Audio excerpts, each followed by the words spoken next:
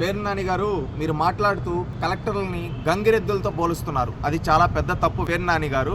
ఎందుకంటే గుర్తుపెట్టుకో, కలెక్టర్లు అనే వాళ్ళు డిస్ట్రిక్ట్ అడ్మినిస్ట్రేటివ్ హెడ్, అదే విధంగా ఎస్పీ అనే వాళ్ళు జిల్లా లా అండ్ ఆర్డర్ కాపాడే. అలాంటి వ్యక్తుల్ని నువ్వు గంగిరెద్దులతో పోలుస్తున్నావు అంటే నీ సంస్కారం ఎలాంటిదో, నీ నాలెడ్జ్ ఎలాంటిదో అర్థమవుతుంది. వ్యంగ్యంగా మాట్లాడుతూ ఉంటావు. ఒక రోజు మాట్లాడితే పర్లే సెటైరికల్ గా బాగుంటుంది అనుకుంటారు, రోజు మాట్లాడితే మతి స్థిమితం లేని వ్యక్తి అంటారు పేరు నాని గారు. మీరేదో హుందాతనమైన రాజకీయం చేస్తారనుకుంటే మీరు ఎకిలి మాటలు మాట్లాడుతూ ఎకిలి వ్యక్తిగా తయారవుతున్నారు. గుర్తుపెట్టుకోండి, కలెక్టర్లని జిల్లా ఎస్పీలని నువ్వు గంగిరెద్దులతో పోలుస్తున్నావంటే ఒకప్పుడు జగన్మోహన్ రెడ్డి దగ్గర చేతులు కట్టుకొని తల ఊపిన మిమ్మల్ని గంగిరెద్దులు అని అనకూడదా? ఈ రోజు డిస్ట్రిక్ట్ ని పరిపాలిస్తూ జిల్లాలో లా అండ్ ఆర్డర్ కాపాడే కలెక్టర్లు, ఎస్పీలు వాళ్ళ నిస్వార్థంగా ప్రజల కోసం సేవ చేసే వ్యక్తులు. అలాంటి వ్యక్తులను గంగిరెద్దులతో పోలుస్తున్నావే, నిజమైన గంగిరెద్దులు ఎవరో చెప్పమంటారా?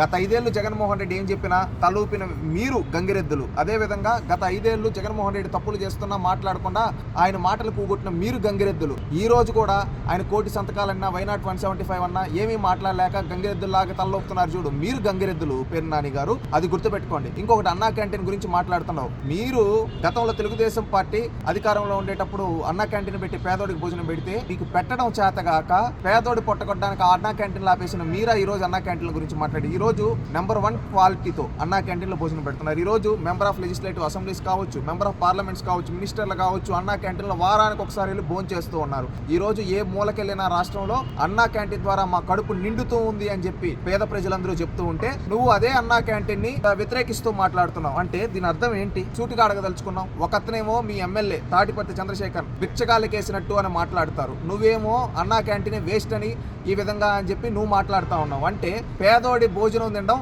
మీకు ఇష్టం లేదా? సూటిగా అడుగుతూ ఉన్నావు. సమాధానం చెప్పండి పేరు నాని గారు. ఎందుకు అన్నా క్యాంటీన్ పైన ఇంత ద్వేషం మీకు? పేద ప్రజలంటే ఎందుకు ఇంత ద్వేషం?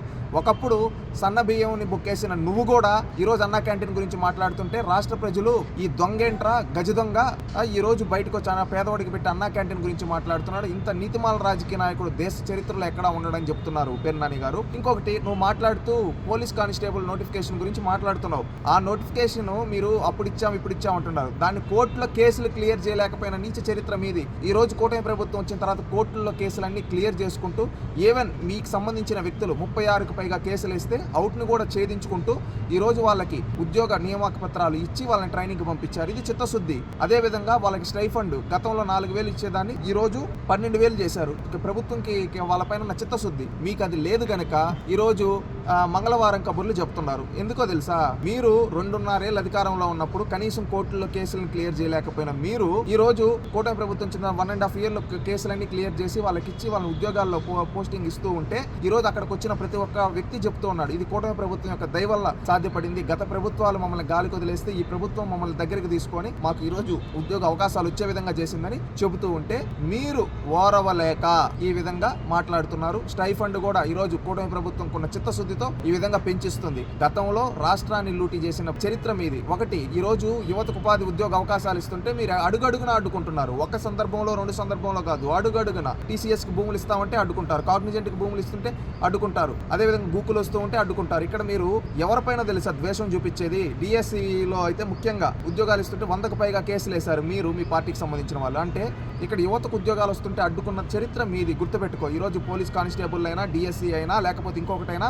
అవి పేద ప్రజలకి, పేద విద్యార్థులకి, అదేవిధంగా కష్టపడిన యువతకి ఉద్యోగ అవకాశాలు చూపిస్తుంటే అడ్డుకున్న నీచ చరిత్ర మీది పేరు నాని గారు. ఇంకొకసారి ఎకిలి మాటలు మాట్లాడుతూ ఎట్లా పడితే అట్లా చిల్లరగా మాట్లాడతాం అనుకుంటే మిమ్మల్ని భూస్థాపితం చేస్తారు, మచిలీపట్నంలో సముద్రంలో కలిపేస్తారు. గుర్తుపెట్టుకోండి.